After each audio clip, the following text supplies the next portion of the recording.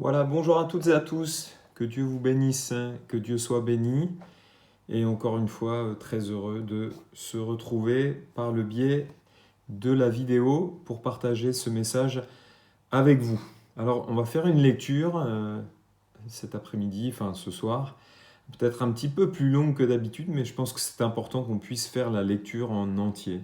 Et je pense que c'est une bonne chose que nous puissions, ensemble lire la Bible. Donc, je vous invite à faire cette lecture dans 2 Chroniques au chapitre 20, verset numéro 1. Elle est un petit peu plus longue, mais vraiment, je vous encourage à aller jusqu'au bout.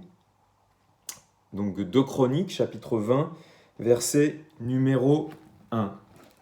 Je lis ceci. Après cela, les fils de Moab et les fils d'Ammon, et avec eux des Maonites, marchèrent contre Josaphat pour lui faire la guerre. On vint en informer Josaphat en disant: une multitude nombreuse s'avance contre toi depuis l'autre côté de la mer, depuis la Syrie, et ils sont à Hatsatson Tamar, qui est En-Gedi. Dans sa frayeur, Josaphat se disposa à chercher l'Éternel, et il publia un jeûne pour tout Juda. Juda s'assembla pour invoquer l'Éternel, et l'on vint de toutes les villes de Juda pour chercher l'Éternel. Josaphat se présenta au milieu de l'assemblée de Juda et de Jérusalem, dans la maison de l'Éternel, devant le nouveau parvis, et il dit: Éternel, Dieu de nos pères, n'es-tu pas Dieu dans les cieux, et n'est-ce pas toi qui domines sur tous les royaumes des nations?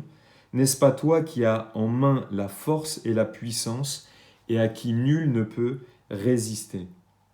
N'est-ce pas toi, ô notre Dieu, qui as chassé les habitants de ce pays devant ton peuple d'Israël, et qui l'a donné pour toujours à la postérité d'Abraham qui t'aimait?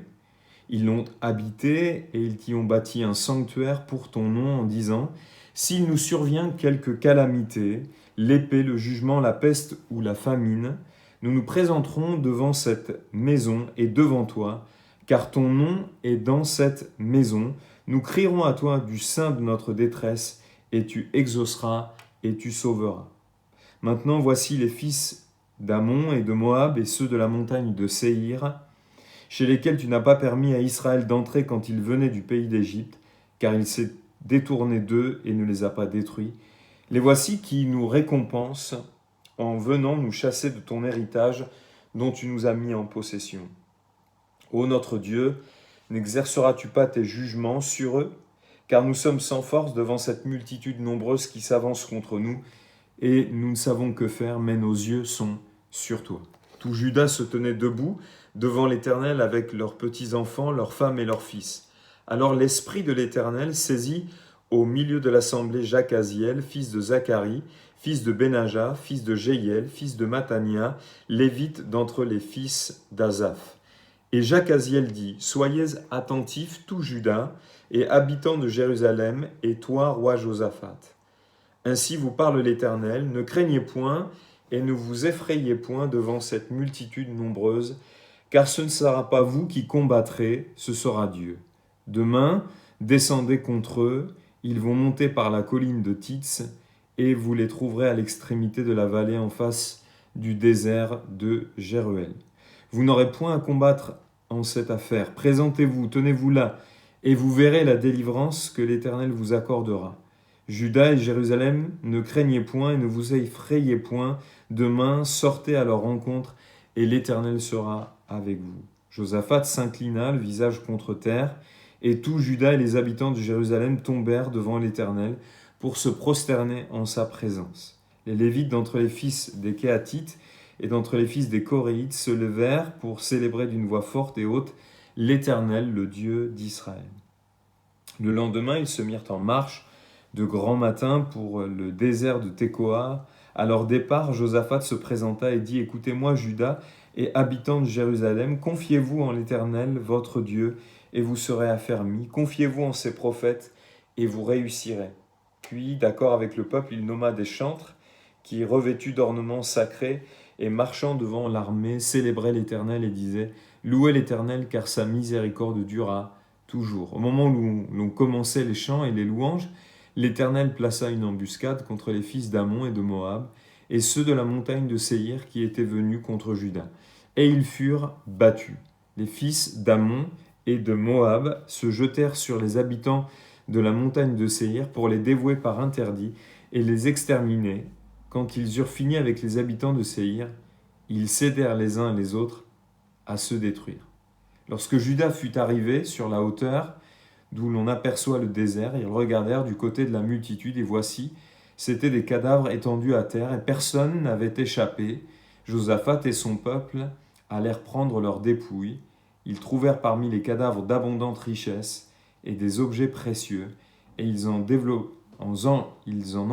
enlevèrent, tant qu'ils ne purent tout emporter. Ils mirent 3 jours au pillage du butin, car il était considérable. Le 4e jour, ils s'assemblèrent dans la vallée de Beraka, où ils bénirent l'Éternel. C'est pourquoi ils appelèrent ce lieu de vallée de Beraka, nom qui lui est resté jusqu'à ce jour. Tous les hommes de Juda et de Jérusalem, ayant à leur tête Josaphat, partirent joyeux pour retourner à Jérusalem, car l'Éternel les avait remplis de joie en les délivrant de leurs ennemis. Ils entrèrent à Jérusalem et dans la maison de l'Éternel au son des luttes, des harpes et des trompettes.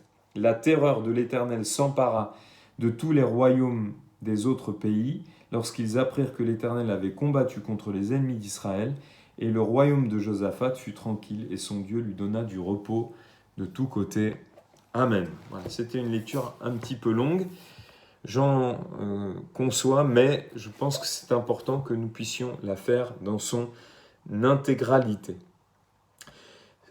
C'est, je dois vous l'avouer, un de mes récits préférés dans l'Écriture, où Dieu opère une délivrance, donc, en faveur de Juda et de son roi, Josaphat. Lorsque j'étais pasteur stagiaire dans la ville de Narbonne, il y avait un pasteur retraité dans l'église, le pasteur Joe Santana. S'il voit cette vidéo, eh bien, je le salue. Et donc, il citait souvent dans ses prières à l'église ce texte, ce verset que nous avons lu dans 2 Chroniques 20, verset 12, où Josaphat dira « Ô notre Dieu, n'exerceras-tu pas tes jugements sur eux, car nous sommes sans force devant cette multitude nombreuse qui s'avance contre nous, et nous ne savons que faire. Mais nos yeux sont sur toi. » Gloire à Dieu. C'était donc une prière ou un verset de la parole qu'il prenait plaisir, qu'il aimait répéter. Alors j'aimerais tirer quelques enseignements pour nous de ce récit. Le verset numéro 1 de notre lecture commence par ces paroles « Après cela ». Alors on peut se poser la question, après quoi ? Après que Josaphat, dont le nom signifie « l'Éternel a jugé », et on a ici une référence à l'œuvre de l'Éternel en Jésus-Christ et par Jésus-Christ. Dans Jean 16, 11 par exemple, il est dit que, dans la parole vivante, transcription parole vivante, que le Seigneur le Saint-Esprit nous convaincrait de péché, de justice et de jugement. Et la version parole vivante dit « Enfin, il ouvrira leurs yeux au sujet du jugement divin, puisque le dominateur de ce monde est d'ores et déjà condamné. » Voilà. Donc il y a une allusion dans le nom de Josaphat à l'œuvre de Jésus-Christ par laquelle le diable est jugé, condamné. Et puis donc après quoi ? Après qu'il ait fait disparaître Josaphat du pays les idoles et qu'il ait appliqué son cœur à chercher Dieu. 2 Chroniques 19, verset 3. « Mais il s'est trouvé de bonnes choses en toi, car tu as fait disparaître du pays les idoles et tu as appliqué ton cœur à chercher Dieu. » Dans cette démarche de Josaphat, on peut y voir 2 choses. L'image d'une conversion.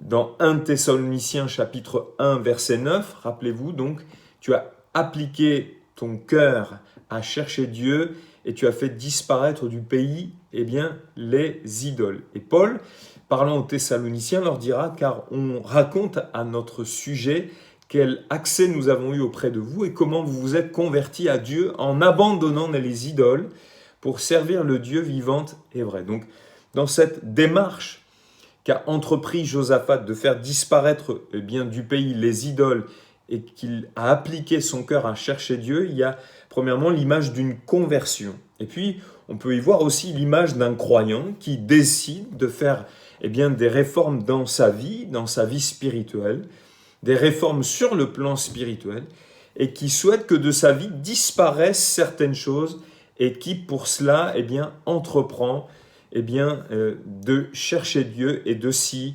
appliquer. On voit aussi, toujours au chapitre 19 et au verset 8, qu'il est soucieux de la justice, qu'il exhorte ceux qui doivent exercer cette justice à l'exercer dans la crainte de l'Éternel, avec fidélité et intégrité de cœur. Donc on voit que Josaphat met tout en œuvre pour quelque part qu'au sein du pays, du royaume, les choses soient agréables à Dieu. Et puis, il les exhorte aussi, ceux qui doivent exercer la justice, également à se fortifier. Et puis voilà donc que les fils d'Ammon, les fils de Moab et les Maonites se mettent en marche contre lui pour lui faire la guerre. Et on a l'image ici du combat spirituel, de la lutte spirituelle dans laquelle notre foi en Dieu et en Jésus-Christ nous introduit tout naturellement dès lors que nous nous convertissons à Dieu en abandonnant les idoles pour servir le Dieu vivant et vrai, dès lors que nous souhaitons, nous désirons que certaines choses que nous avons conscience qu'elles déplaisent à Dieu, disparaissent de nos vies, que des idoles, s'il y en avait, disparaissent de nos vies et que nous appliquons notre cœur à chercher véritablement Dieu, tout naturellement, cela nous introduit dans un combat spirituel, une lutte spirituelle, dans lesquelles notre foi en Dieu et en Jésus-Christ sont aussi également l'enjeu. Vous avez remarqué que Josaphat ne provoque rien et que c'est sans raison particulière que cette multitude monte contre lui. Notre foi en Dieu, en Jésus-Christ, notre désir, encore une fois, et je le répète, d'abandonner certaines choses, certaines idoles, s'il y en avait, notre motivation à chercher Dieu, c'est comme une déclaration de guerre pour l'adversaire. Et puis dans ce trio, les fils d'Ammon, les Maonites et également les fils de Moab, on peut y voir tout simplement Satan, le diviseur, le tentateur, l'adversaire, divers noms qui nous rappellent son activité. J'y vois la chair également, puissance de péché, et le monde. 3 ennemis clairement répertoriés dans la parole de Dieu. 3 choses qui s'opposent à notre foi, qui s'opposent à notre désir d'abandonner les idoles pour servir le Dieu vivant et vrai. 3 choses qui s'opposent à notre foi en Dieu et en Jésus-Christ. Donc l'ensemble de ces 3 choses, le diable ou ses divers noms, la chair et également le monde. Et les 2 dernières citées, la chair et le monde, le diable s'en sert pour nous faire la guerre, pour faire la guerre à notre foi, pour faire la guerre à notre âme et en triompher. Le but, c'est de nous détruire et de détruire notre foi en Dieu et en Christ. Alors, on vient en informer Josaphat, nous dit le texte, et j'y vois, dans cette allusion, ou cette réalité, plutôt, que Dieu ne veut pas que nous soyons ignorants. Il veut que nous soyons bien informés de ces choses que je viens de citer. Un homme, on dit souvent averti, en vaut deux. Jésus même a déclaré que notre foi nous introduirait dans des luttes et des combats. Il ne veut pas que nous soyons, quelque part surpris de ces choses. Notre engagement pour Dieu, notre engagement de cœur pour Dieu suscite des combats, des luttes, des oppositions du diable, de la chair et du monde. 1 Pierre 4,12,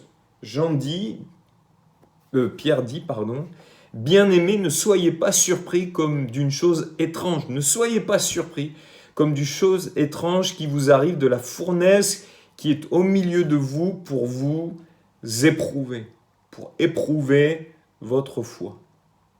Donc cette multitude nombreuse montant contre lui a dans un premier temps effrayé Josaphat, mais il n'a pas laissé ses craintes le conduire et le diriger.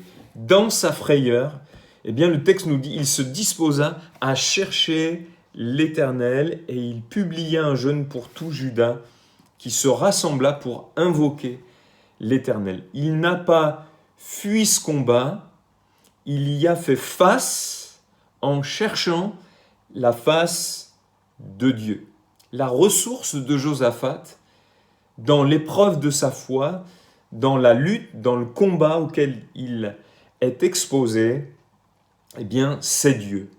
Il se tourne vers Dieu et incite le peuple à faire de même. Le jeûne et la prière associées ici sont l'expression de sa foi et la manifestation concrète et pratique de la recherche de la face de Dieu, car il s'agit bien de cela, la recherche de la face de Dieu qui est synonyme d'une parole qui sort de sa bouche. La ressource de Josaphat, c'est Dieu dans l'épreuve de sa foi. Il se tourne vers Dieu et incite le peuple à faire de même. Josaphat n'a pas eu recours au bras de la chair, à des appuis humains. Il en avait tout autour, il aurait pu se confier dans son armée, sur l'appui du roi d'Israël, Akab. Il aurait pu se confier dans le roi de Syrie, on le voit. Certains rois de Juda, d'Israël plutôt, vont faire la même chose. Mais non, il ne fait pas cela, il se confie en Dieu. Pour lui, Dieu est suffisant pour le secourir et le délivrer de cette épreuve et de cette guerre qui se profile devant lui. Le psaume 68, verset 20 nous dit « Dieu est pour nous le Dieu des délivrances ». Et ici, je crois que David prophétise. Dieu est pour nous le Dieu des délivrances. Dieu, par Jésus-Christ, est le Dieu des délivrances au pluriel. Parce que par et en Jésus-Christ, Dieu nous délivre de plusieurs choses qu'on a besoin de connaître. Et je crois qu'il nous délivre de Satan. Il nous délivre de la chair et de son pouvoir, de son autorité. Et il nous délivre du pouvoir du monde aussi sur notre vie. Il aurait pu fixer ses regards, Josaphat, sur cette multitude nombreuse, mais c'est vers Dieu qu'il décide de se tourner, de tourner ses regards et d'attendre que Dieu lui parle. Il y a un texte dans le psaume 106, verset 13, où concernant Israël, il est dit « Mais ils oublièrent bientôt ses œuvres, ils n'attendirent pas l'exécution de ses desseins. » Une autre traduction dit « Ils n'attendirent point son conseil ». Et je crois que c'est important que nous recevions le conseil de Dieu, la parole de Dieu, la direction de Dieu, les rémas de Dieu. Amen. Alors devant tout le peuple, Josaphat prie. Sa prière est entendue de tous et elle parvient jusqu'à nous parce qu'elle a été entendue, elle a été consignée par écrit pour nous aujourd'hui. C'est le logos quelque part qui nous parvient. La prière est quasiment faite toujours à haute voix dans l'Écriture. Les Juifs prient à haute voix. Et elle est une bénédiction pour nous aujourd'hui, cette prière de Josaphat. Amen. Et je crois aussi que la prière doit être faite à haute voix. Quasiment partout et souvent dans l'Écriture, la prière est faite à haute voix. Alors il peut y avoir, bien entendu, en certaines circonstances, eh bien, des murmures dans le cœur, comme Anne, simplement les lèvres qui bougent. Mais la norme dans la parole de Dieu, c'est la prière faite à haute voix. Et le contenu de cette prière, eh bien, quel est-il ? Josaphat déclare ceci: Dieu domine sur les nations. C'est ce qu'il déclare. Dieu est plus grand que toutes les entreprises humaines, malveillantes et diaboliques. Mais pour l'appliquer à la comparaison que nous prenons et ce trio, donc la chair, le diable et le monde, ou le diable, la chair et le monde, dans l'ordre peut-être, eh bien, Dieu domine sur ces choses. Regardez Jésus, il a triomphé sur le diable, sur la chair et sur le monde. Et c'est son esprit qui est en nous. Amen. C'est l'esprit de Christ qui est en nous, qui est uni à l'esprit du croyant et qui nous communique eh bien, ce qui vient de Christ. Sa victoire sur le diable, la chair et le monde. Il est conscient de quel est son héritage, que c'est Dieu qui l'a introduit dans cet héritage. Et sommes-nous conscients que Dieu nous a introduits dans un héritage et que cet héritage nous appartient?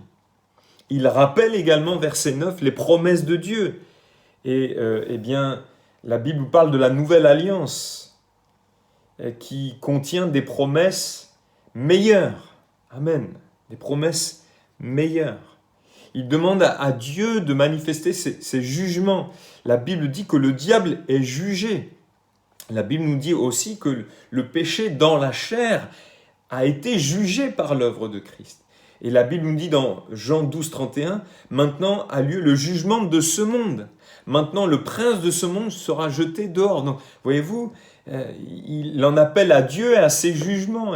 Et nous devons être conscients que par Christ et par l'œuvre de Christ, le diable, la chair, le monde a été jugé, condamné, désarmé aussi.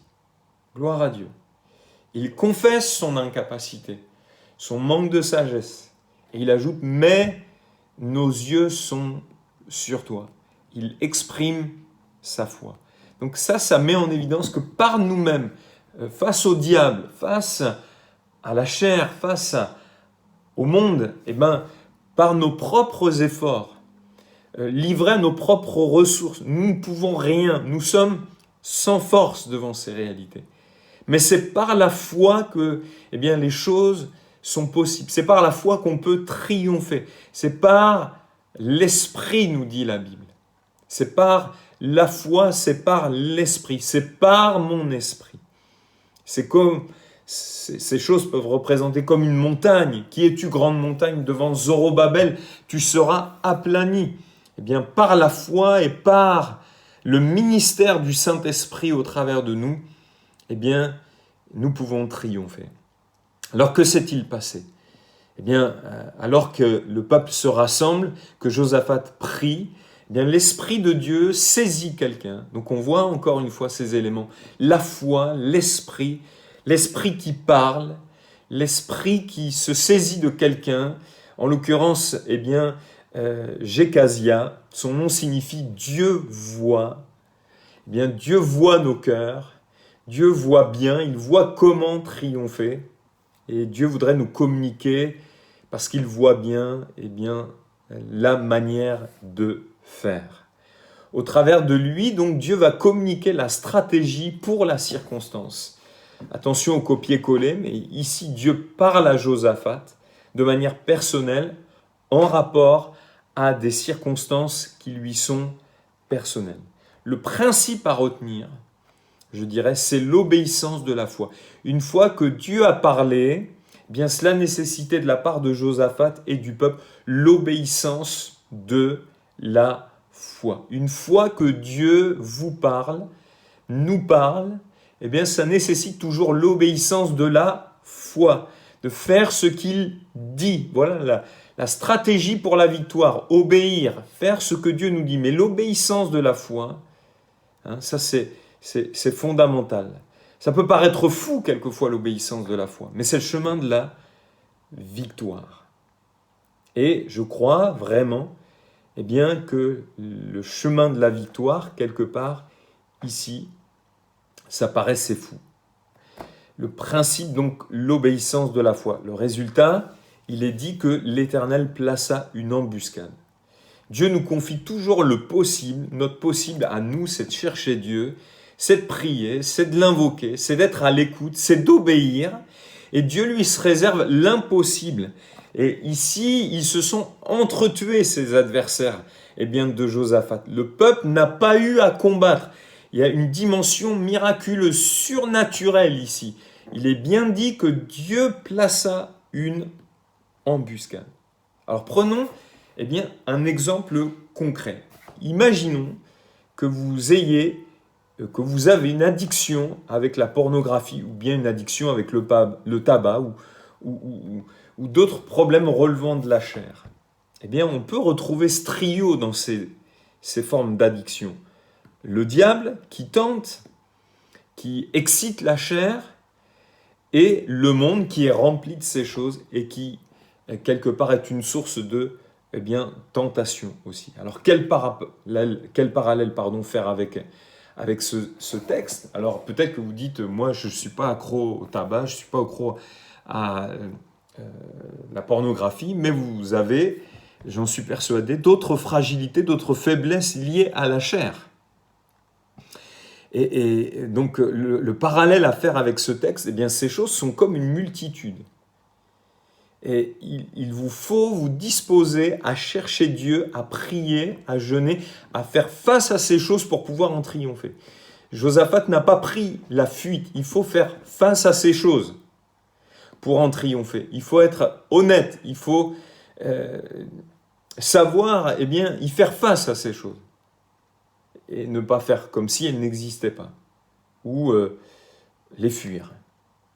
Donc, il vous faut vous disposer à chercher Dieu, à prier, à jeûner même, à associer la prière au jeûne, pour que Dieu vous parle personnellement, et que du Logos sorte des Rémas, que le Saint-Esprit vous parle personnellement. Parce que je crois que la victoire, c'est toujours des révélations personnelles, qui correspondent à des temps de recherche de Dieu. Il faut être conscient que Dieu domine sur ces choses. Il est plus grand que ces choses. Il a le pouvoir d'en triompher. Rappelez-vous que c'est Dieu qui a combattu. Et si c'est Dieu qui combat, et il a combattu pour nous par la croix, parce que c'est ce qu'il faut discerner dans ce texte, Dieu est plus fort que ces choses. Si vous êtes né de nouveau en Christ, vous avez un héritage qui découle de l'œuvre de Jésus à la croix. Vous avez hérité du Saint-Esprit, d'une vie nouvelle. Vous êtes dans l'Esprit et ayant reçu cette vie nouvelle, vous êtes libre, vous êtes victorieux, vous êtes libre à l'égard de la pornographie, vous êtes libre à l'égard de la chair, vous êtes libre à l'égard du diable. Un mort, dit la Bible, il est libre, il est libéré. Vous êtes victorieux sur ces choses. Dieu, quelque part, vous a déjà délivré par l'œuvre de Christ. C'est votre héritage. Vous avez reçu l'Esprit de Christ. C'est votre héritage. Par la croix et la résurrection de Christ d'entre les morts, ces choses sont jugées désarmées. Vous êtes mort avec Jésus. Vous êtes ressuscité avec lui. Amen. La croix est un triomphe. Vous devez en être conscient quand vous priez et cherchez Dieu et les proclamer comme Josaphat l'a fait, parce que c'est la vérité. Et Dieu, j'en suis persuadé, à un moment donné, vous parlera de manière très personnelle à votre cœur, vous communiquera les rémas qui vous conduiront sur le chemin de la victoire, qui vous révéleront ces choses et qui nécessiteront l'obéissance de la foi, qui nécessiteront que vous agissiez conformément à ce qu'il vous dit, que vous êtes libre, victorieux sur la pornographie, sur le tabac ou sur toutes les fragilités ou les faiblesses de votre chair, sur l'ennemi de votre âme et sur le monde et ce qui le remplit aujourd'hui. Amen. La Bible nous dit, et le texte nous montre que nous avons lu, donc, eh bien, qu'ils se mirent à louer Dieu. Ça, c'est pas quelque chose que la voix prophétique a dit, mais c'est l'initiative qu'a pris Josaphat. Eh bien, louez Dieu pour ce qu'il vous a acquis. Voyez-les avec les yeux de la foi. Célébrez-le, chantez-le, bénissez-le, faites comme Josaphat. Manifestez sans cesse votre reconnaissance. Réjouissez-vous, exprimez votre foi. Parce que c'est quelque chose qui vous appartient déjà et pour lesquels vous pouvez déjà vous réjouir. Amen. Ils ont célébré la victoire dans la vallée de Beraka. Et la Bible nous parle de 3 jours. Ces 3 jours nous parlent de la résurrection de Christ. Tout revient à Christ toujours. On a tout pleinement dans l'œuvre de Jésus. Tout ce qu'il faut pour triompher. Dieu est suffisant pour toutes nos victoires. Et la vallée de Beraka, ça veut dire bénédiction en hébreu. Ouais. Dans toutes les bénédictions spirituelles et qui découlent de l'œuvre de Christ, eh bien nous avons tout ce qu'il faut pour triompher. Pour triompher dans les luttes, dans les combats face au diable, à la chair et au monde. La Bible dit que eh bien, Dieu nous a choisis avant la fondation du monde pour que nous soyons saints et irrépréhensibles devant lui. La Bible nous dit qu'il nous a prédestinés dans son amour à devenir ses enfants par adoption. La Bible nous dit qu'en Christ, nous avons la rédemption, la délivrance, le pardon ou la rémission des péchés. La Bible nous dit qu'il nous a scellés du Saint-Esprit. Relisez, nourrissez-vous de toutes ces bénédictions spirituelles que nous avons par la foi en Jésus-Christ. Ça, c'est le Logos, mais que ce Logos devienne Réma dans votre cœur. Amen. Et que cela vous amène à agir conformément eh bien, à votre identité, à qui vous êtes, à votre héritage en Jésus-Christ. Et nous avons toute la provision dans ces bénédictions spirituelles.